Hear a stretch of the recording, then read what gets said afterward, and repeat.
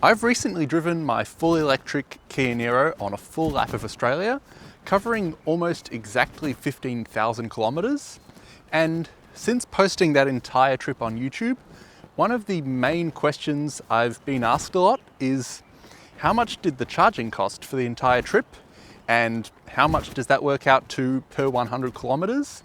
And how does that all compare with a petrol car? So I've spent the last day or so with my head buried in a spreadsheet to figure that out. Let's fly.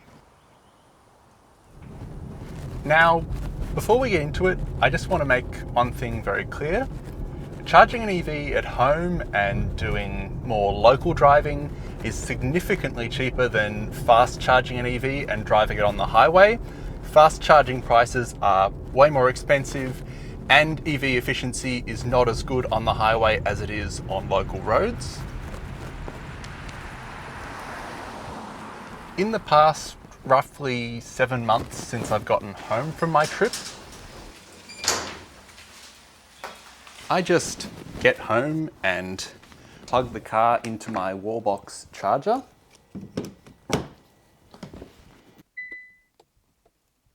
And then I go inside.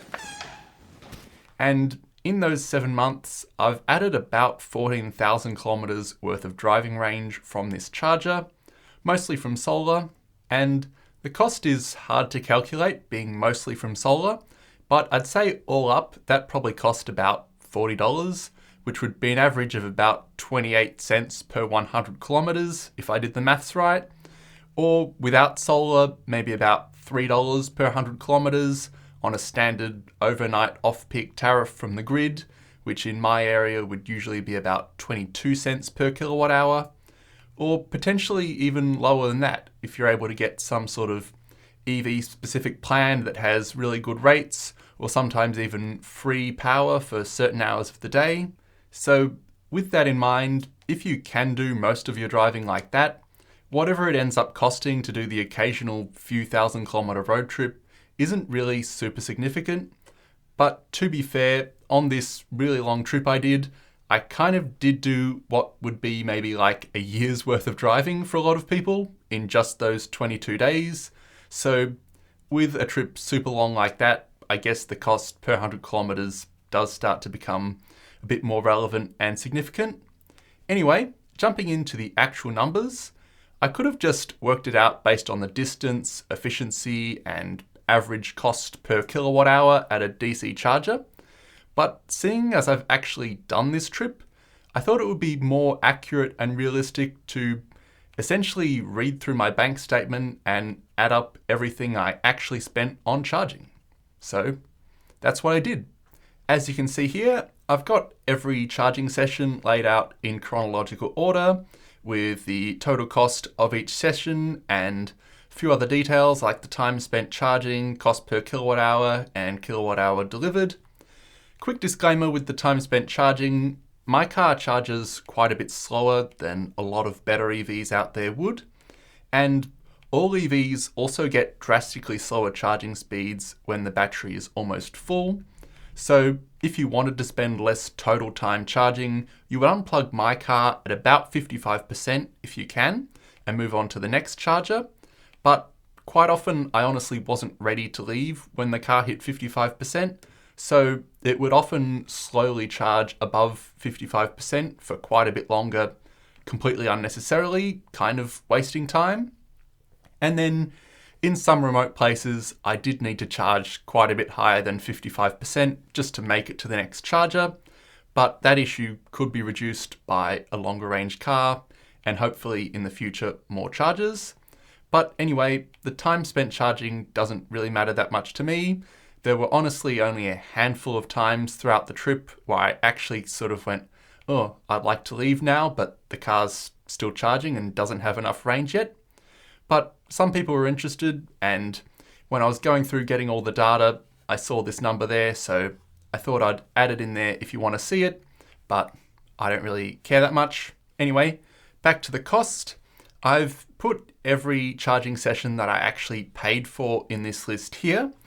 There were a few free charges, and I didn't add them to the list because I don't have any details on them, and this is really about the costs anyway, and they didn't cost anything. And one thing I wasn't sure about were the powered campsites, whether to add the powered campsites to the list or not. Obviously, when I plug into a real charging station, that's completely a charging cost. And then there's charges like Sejuna, where my grandmother and I spent the night in a motel. The cost of the motel room was obviously not at all a charging cost because we were going to stay there anyway.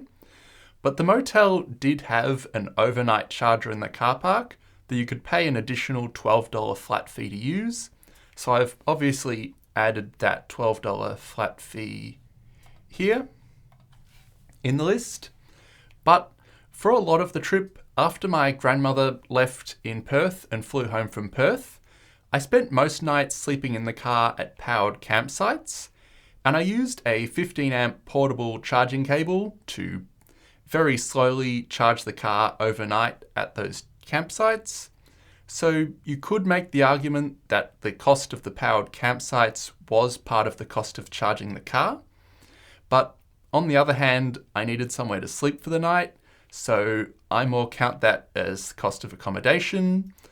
I could have maybe paid for some unpowered campsites instead, or even stayed at other campgrounds that don't offer powered sites at all, and that would have been a bit cheaper. But most nights, I also used the power at the powered site to charge up my power bank, to power my cameras, my laptop, phone, drone, Starlink, fridge, stove, etc. So realistically, with the setup I had, even if I couldn't charge my car at any powered campsite, I probably would have still wanted a powered site at least every second night, if not more, to just power all my other things. So I've put those powered sites in their own column over here and added them all up. These are all the powered sites. That came to a total of 437.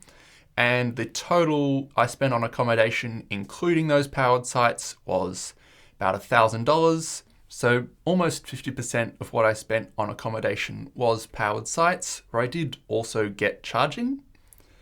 One exception to this, if I can find it really quickly, shouldn't be too hard, here it is. When we were at Majura Pass, my grandmother and I, she was with me, so we spent the night there in a motel room, but their real EV charger was broken, so I actually had to pay for a powered site just to park the car in the powered site and plug it in there and charge it overnight at that powered site, and then I still just slept in the motel room anyway. So that $45 cost for that powered site was definitely a charging cost, but the rest of them are a bit debatable, so I thought I'd put them in a separate column so you can decide whether or not you want to include that. Anyway, I'm not actually going to go through this line by line because that would make the video quite long and probably fairly boring. If you are really interested and you want to read each charging session, I'll put a link to the spreadsheet in the video description and you can read through it yourself. But for the video, I'm sure the moment everyone's waiting for is the total final cost for the entire trip. So, scrolling down here, for the total for the trip, I did 14,981 kilometers, an average of about 680 kilometers a day, although there were a few days where I did more like 1,000 kilometers, but then there was some where I didn't get very far at all. And the total cost for that, excluding powered sites, was $1,553.82, or an average of $10.36 per 100 kilometers. And now, this is where you can start to include some powered sites or not. I thought maybe including about 50% of the powered site cost would be kind of fair because the powered site was kind of some for charging, some for other things. So I've got this number here. This is if you include 50% of the powered site cost into that number. That brings it to $1,772, or an average of $11.82. And then if you really want to include 100% of the powered sites, which I don't think would necessarily be accurate, but anyway, kind of was charging, it comes to $1,991, or an average of $13.28. And not really cost related, but if you're interested, I also have stats for the hours spent charging and the kilowatt hours delivered. So this does not include any of the free charges or charging at caravan parks or anything. It's only the data I was able to get from basically the receipts that I got from real official charging stations. But that total comes to 47 hours of charging, or an average of about 19 minutes per 100 kilometers. Although, as I said before, I don't consider that super relevant, and it certainly could be lower than that if you tried. And also not super relevant, but maybe a bit interesting, the total kilowatt hours from those charges I was able to get the data for was 2,476.25 kilowatt hours, which is roughly enough to fully charge my car 38 times, or an average of 16.51 kilowatt hours per 100 kilometers. But as I said, this is only based on the charges that I could get this data from. The true efficiency shown on the car's dashboard when I got home was actually 19.4 kilowatt hours per 100 kilometers, which is abnormally high. On local roads, it would normally do about 14 kilowatt hours per 100, or around 17 to 18 for normal highway driving. But there were plenty of extreme conditions throughout a lot of WA, high winds, high temperatures and everything, so high air conditioner usage. And there were also the 130 kilometre hour zones in the Northern Territory. So I think mainly those two things really pushed the average up a bit. And also probably a lot of the rain that I was driving through in Queensland. Rain impacts efficiency, so that would have a bit of an impact as well. But now, another question I get asked a fair bit is, how would this cost compare to a petrol car? Now, I don't care too much about this. I much prefer driving my car for many other reasons. So even if the DC charging cost on a road trip was like double the equivalent petrol cost, I would still choose my car. But I do get that most people would want to see how the numbers stack up. So I've tried my best to make it accurate. Ideally, to do this, I would have had a similar petrol car driving with me in convoy, filling up whenever it needed to, and keeping all those receipts. That would probably be quite a bit more accurate with the true efficiency in the conditions we were going through and different fuel prices in remote locations and everything. But I obviously didn't do that, as you know if you saw the videos. So I've had to work out some rough numbers based on hypothetical distance and fuel economy and everything. So if we scroll down here, I've gone with 4 hypothetical scenarios. So the first one is I thought maybe a reasonably smallish but still normal, efficient-ish petrol car that's maybe fairly similar to mine, but petrol could probably do about 6 litres per 100 kilometres on the highway. And I thought maybe at $1.80 per litre on average. With the distance I travelled, that would come out to $1,620, or $10.80 per 100 kilometres, which is very slightly more than I spent on charging, but honestly very insignificant. Basically the same number in the scheme of things, considering how much that is. But if you are driving right around Australia the way I did, I think an average of $1.80 per litre is probably too cheap. If you're in a city or a decent sized town or at a large service centre up and down the Hume Highway or something, yeah, you probably get an average of about $1.80 a litre, or possibly even slightly cheaper. But at a lot of the remote roadhouses and remote country towns, the price is often closer to $2.50 a litre. So this is where, to get a true cost, it would have been helpful to actually have a petrol car on the trip, filling up whenever it needed to, because you'd fill it up with the cheaper prices and see how often it needs to pay the super high prices. But realistically, on a full lap of Australia, the route I went, I think you'd probably be averaging at least $2 a litre, if not a bit more.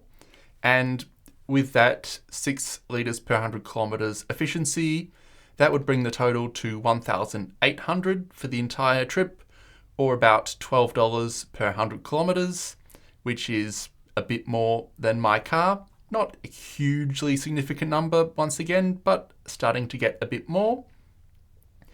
And I did also do the same two equations at 7 litres per 100 kilometres, in case you maybe have a car that uses more like 7 litres.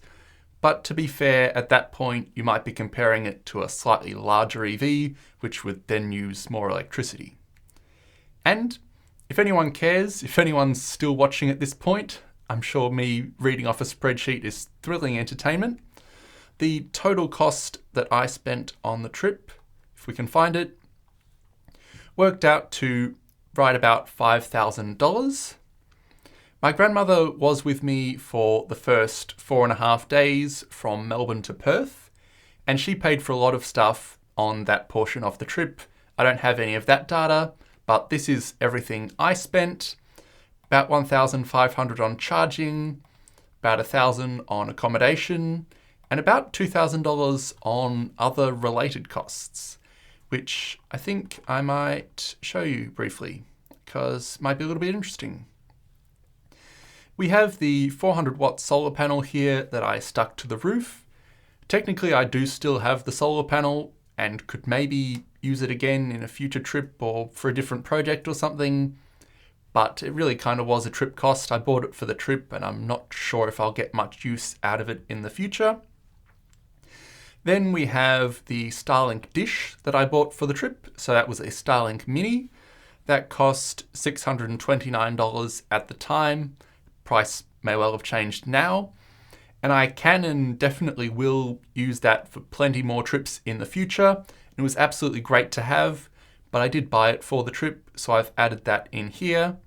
Then there was the 1 month unlimited data Starlink subscription to use while I was on the trip.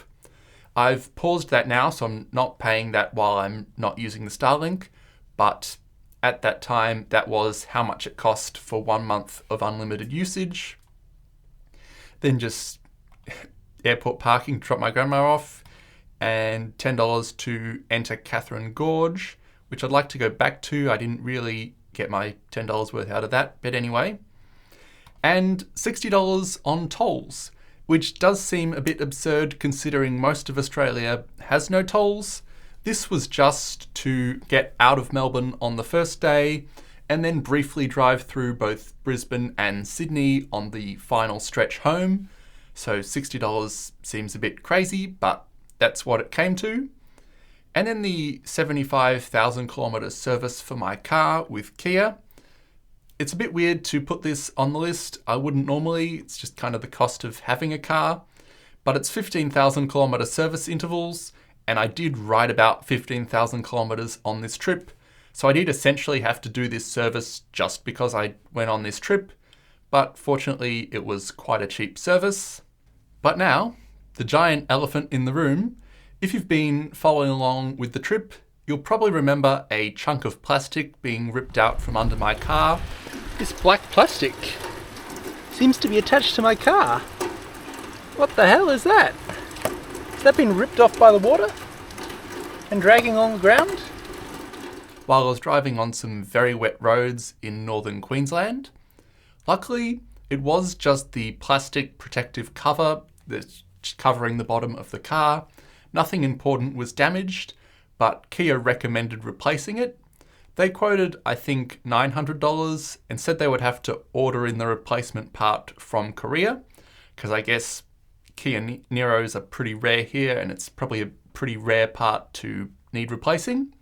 But we asked the mobile mechanic that my dad uses, and he found a spare replacement for that piece of plastic at a Kia dealer in Albury. He was going to supply and install it for about $700, but it turns out there's actually 2 separate parts to that underbody protection panel, and he bought the wrong one by coincidence. So by the time he went back and swapped it over for the correct one, and then came back another day with the correct one to actually replace it, it ended up costing $890, as we can see here. but it was still $10 cheaper than Kia quoted, and I didn't have to wait for it to come in from Korea.